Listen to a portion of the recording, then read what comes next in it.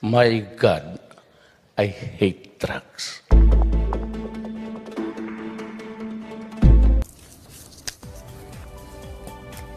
President Duterte and his relationship with women, whether ally or critic, his actions and remarks about females, controversial and drawing criticism. This is On the Record. I'm Pia Ontiveros. Our guests for this episode, John Andrew Andoy, Evangelista, sociologist in the University of the Philippines in Diliman, specializing on gender. Thank you. Thank you for having me. And Jean Enriquez, a co-initiator of #Babae Ako. She's also Executive Director, Coalition Against Trafficking in Women, Asia Pacific, and Secretary Sal Panelo, Chief Presidential Legal Counsel, who will be defending the President tonight. Thank you very much for joining us all this evening. But, well, speaking of this evening, just this evening, in a speech in Lapu-Lapu City in Cebu Province, the President made these remarks. I'd like our guests to react to the sound bites in just a bit. In the many campaigns, nauso yung ball, maybe you have kissed 1,000 ladies on the lips. Yun ang style ko sa politika. And before a reaction to that, Malacanang, no, or maybe let's get a reaction muna to that. No? So the President, and let's begin with Sal Panelo here, who is the President's Chief Legal Counsel. The President talking about how he likes to kiss people, women. It is common practice for him. Of course, hindi naman niya sinabing he likes kissing women. He just Sinabi niya lang na during the campaign, niya. I think, yun ang style niya. You know, his way of showing his endearment to them and tenderness, reciprocating. Kasi like now, he's the president, he's father of the nation. He should show how he cares. Yung mga, there are adoring fans eh. Whether you like it or not, talagang madami siyang adoring fans. His mom. Wherever he goes. Okay. And whatever he kiss her talaga eh. Oo. And whatever he does, parang okay lang sa kanila. Kasi nga, the guy is loving, mabait na tao, malambot ang puso. Yun ang style niya ever since na mayor siya, no? Ever since I knew him 30 years ago, yan na siya, 30 plus years ago. Okay, Jean Enriquez, comments, initial comments. Yeah. I know we will have a long night tonight, so... Well, first, there's a growing body of research that shows that sexist humor is not really benign. It's really coming from a consciousness, and it also has disparaging effects on the When you say target sexist humor, we're talking about the way he explains himself, why he likes... Exactly. Well, no, okay, not likes, why he chooses women. Right, and people. makes light of those of that kind of behavior that we saw during the campaign period. I don't think it's about caring when you're telling that women rebels should be shot in the vagina. It's hatred of women. Okay, Andoy? Teka muna, may background nun. When he said that, he was explaining. Kasi yung mga NPA rebel women nandun. Tapos kinukumusta niya, sinabi nung NPA woman na doon siya nag-asawa sa kampo. Pagkatapos nasaan ang anak mo, nandyan. Kaya siya nagalit. Sabi niya, my God, sabi niya, basta kayo nag-anak ng ganito, tapos eto yung anak niyo. Eh, papabaril ko yung mga ano niya. Iyon ang reason kung bakit siya nagganon. Galit na galit siya. Why these women are having this kind of children doon sa bundok. Tapos papabayaan na lang nila. Kaya galit na galit siya. Yeah. Yun ang reason. Okay, Andoy, your reaction first to what the President said tonight. The way... Umpisa pa lang to, ha? So save your bala for later. Okay. Marami pa to, oh. And I agree that sexist humor or sexist practices taken to be humorous are not necessarily benign. Kasi importante nating pag-isipan, hindi lang yung intention at from what consciousness it's coming from, but the implication and how it perpetuates a certain kind of consciousness.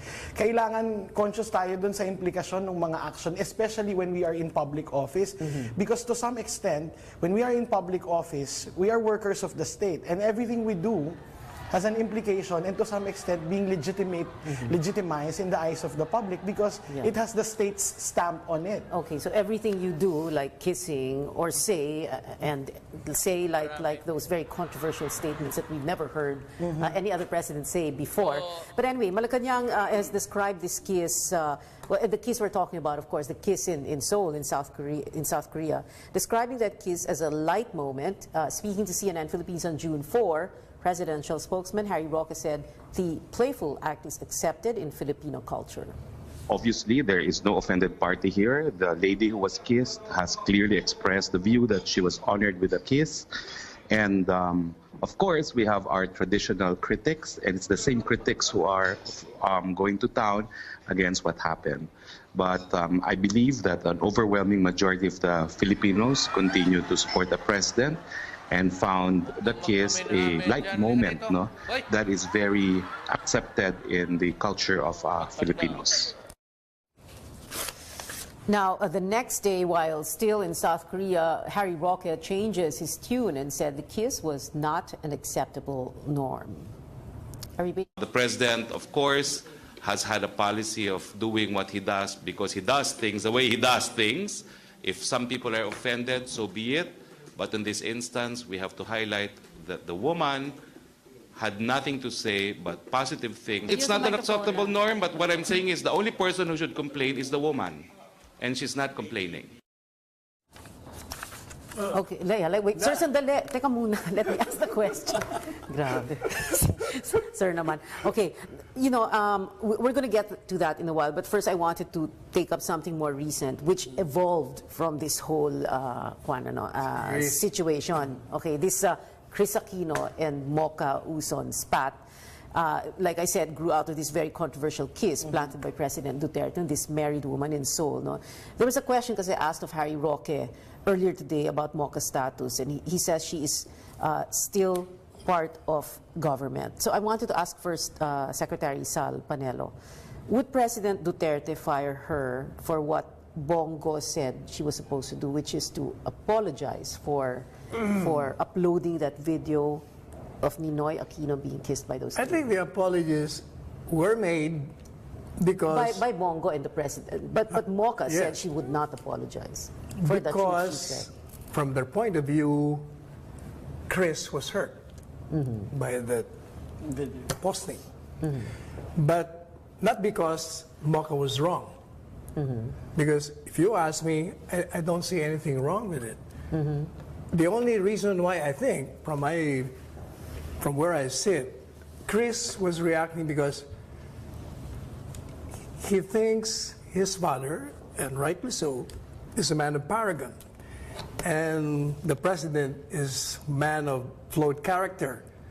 Because when Mocha posted that, she was actually saying, magkapareho lang sila. Hindi nung magkapareho kundi. Yung picture ni Presidente, mahalik ng girl o hinahalikan siya. Dahil consensual naman, dalawa sila naghalikan. Pero isbak lang actually. Si Ninoy naman, nahalikan. In other words, these are adoring fans. Kaya ordinary yun. Saka papakita lang ng pagmamahal. Kaya walang mali siya si Mocha. So the video, But, pareho lang? Pareho sa punto naman ni Chris, sabi niya, ang tatay ko, matino ito eh. Siguro sa tingin niya, hindi matino ito isa dahil para sa kanya kasi mali yung ginawa ni Presidente. Because ang paniniwala niya mali, ang tingin niya, yung comparison mali kasi okay itong tatay ko, bakit mo ikukumpara din so wait, sa hindi? I just wanted to get something out of the way. So it sounded kasi like it was an order from the President. No, sa tingin ko, nag-apologize because the girl was hurt, obviously. Hindi ba sa TV, kita mo naman na nasaktan. Okay. Hindi ba tayo kahit na hindi naman mali yung ginawa mo, pero nakasakit ka ng tao, I'm sorry na nasaktan kita. Pero hindi yun ang aking intention. Ganun yun. Okay. Well, let's tackle that video, no? So, pareho ba is what happened? Because that's what Mocha Uson did, no? She was trying to compare President Duterte kissing that woman in Seoul, South Korea, with Ninoy Aquino being kissed by two women moments a few hours before he was assassinated in August 1983. Is it the same? Yes, sa akin. You know why? Kasi these are adoring fans of Ninoy. Etong isa naman, adoring fan ni Presidente. Yun lang naman ang point ni Mocha, walang iba eh. Nothing to do with the assassination. Okay. Pero sa punto nga ni Chris, sa tingin ko hindi niya gusto yung ginawa ni Presidente. Mali sa kanya yun eh. Sa kanya siguro, malaswa yun.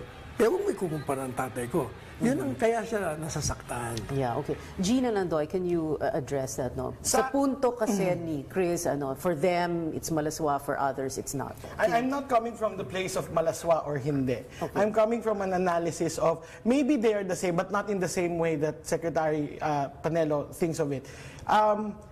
In the ordinary sense, we think of politicians as celebrities in the Philippines. That's why we kiss them when we want to thank them and whatever. And I think that kind of culture is very dangerous because politicians are there to fulfill certain responsibilities. And when they do fulfill that, we don't have to be thankful.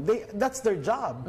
So we cannot treat them as celebrities. So I think it may be ordinary, it may be familiar, but it's not exactly the same culture that we have to try to engage, because to me there's a danger there when we begin to treat politicians as celebrities that we can kiss them or in order to show certain adoration. We don't have to adore them because they are doing what they are supposed to do according to the law if they fulfill certain responsibilities. Now when they fail, that's when we have to call them out and criticize them. So to me, they are the same because it's part of the same culture. It's a part of the same pattern of structures of how we conduct politics in the Philippines for the longest time, and we have to engage that kind of culture. Jean. Having said that politicians shouldn't take advantage of the fact that they might have a fandom, no? It's important to look at the particular way by which those things transpired. Clearly, after magmano nung babae sa presidente, tinawag pa niya ulit, no? In the midst of cheering fans, urging them to do the kiss, etc. And then malinaw din na hiningi, no? Sabi ng presidente, may asawa ka ba? Pwede ba? Ilang beses. Tapos ilang beses nagtakip ng mukha niya yung babae. Whereas in the case of Ninoy, he was surprised that these two women came to him and suddenly kissed him. He didn't ask for it. He didn't solicit it actively. Very much unlike what happened in Korea. Okay, so ibang-iba. Ibang-iba. Yes, Secretary Panelo. One, hindi rin totoo na politicians are looked upon as celebrities. Iba itong si Presidente. Not all politicians are mob. Ito lang ang nakita kong politikong minamab sa kasi magsaysay. Wala na akong ibang nakita. So, kakaiba siya kasi may charm eh. Saka, what you see, you get.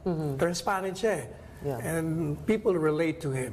Yeah. Now, pagdating naman dun sa kissing, if you notice, yung sinasabi nagtakip, hindi naman nagtatakip, parang nahihiya siyang excited siya. Hindi naman yung takip siya para ayaw alagaan. The fact remains is when she was interviewed at nag-post pa, sabi niya, that kiss made my day. In other words, talagang gusto niya. Enjoy nga siya, happy siya eh, na hinalikan siya o nahumalik din siya. There were some questions also about that interview because it was done by, was it PNA or the PCOO? But it was a government. Well, we'll continue this discussion after a break. Sir, sandali lang. Don't forget the posting siya mismo. Sir, sandali lang. Hold the thought. We'll continue after this discussion after a quick break. We'll be right back.